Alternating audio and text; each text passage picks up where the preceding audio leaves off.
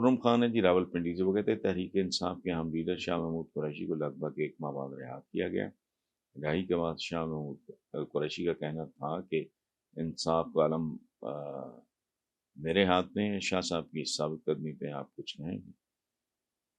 یہ سوال اگر آپ کا 2 دن پہلے آیا ہوتا تو میں شاید کچھ کہہ سکتا، اب تو میں کچھ کہہ ہی نہیں سکتا۔ شاہ محمود قریشی صاحب گئے ہیں، عمران خان کے ساتھ ان کی ملاقات ہوئی ہے، ملاقات کا جو نیٹ رزلٹ یہ ہے کہ انہوں نے میڈیا سے بات بھی نہیں کی، اور جو چیزیں پریس میں چھپی ہیں، بدمزگی ہوئی یا کوئی ایکسچینج آف ہارش سینٹینسز، یہ وہ مجھے نہیں پتا وہ صحیح ہے غلط ہے، لیکن بہرحال یہ بات ہوتا ہے کہ میڈیا کھڑا تھا باہر، انہوں نے کسی سے بات ہی نہیں کی، چپ کر کے نکلی۔ ابھی دیکھیں، آپ نے ثابت قدمی کی بات کی ہے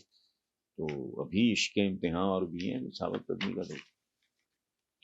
معاملہ ابھی دیکھنے والا ہے۔ طارق خان ہے جی پشاور سے، وہ کہتے ہیں جی کہ بیرسٹر اعتزاز حسن کہتے ہیں کہ تحریک انصاف مریم نواز کا شکریہ ادا کرے جس کی وجہ سے عمران خان کا ووٹ بینک مسلسل بڑھ رہا ہے، پابندیوں کے باوجود اس کی مقبولیت میں کوئی کمی نہیں آئی۔ دوسری جانب اعتزاز صاحب نے میاں نواز شریف کو عمران خان اور اسٹیبلشمنٹ کے درمیان دوریوں کا اصل ذمہ دار قرار دیا۔ اعتزاز صاحب کے بیانات پہ آپ کی رائے درکار ہے۔ میری رائے مرید نیازی صاحب وہ پاکستان کا فخر ہیں، انٹلیکچوئلز،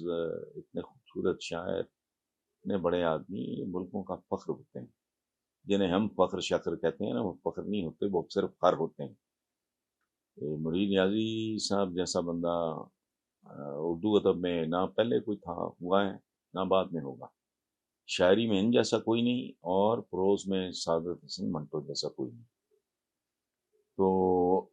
باقی یہ جو بات اعتزاز صاحب نے کی ہے کہ نواز شریف کو عمران اور اسٹیبلشمنٹ کے درمیان دوریوں کا اصل ذمہ دار، تو جزوی طور پہ تو ڈیفینیٹلی، چونکہ دے آر رائیولز کیا ہیں، وہ تو اب دشمنی کی حد تک معاملہ جا چکا ہے۔ دوسرا، خود پی ٹی آئی کا حدود سے تجاوز کرتا، یہ تو ایسا موقع تھا کہ بہت سوچ سمجھ کے سنبھل کے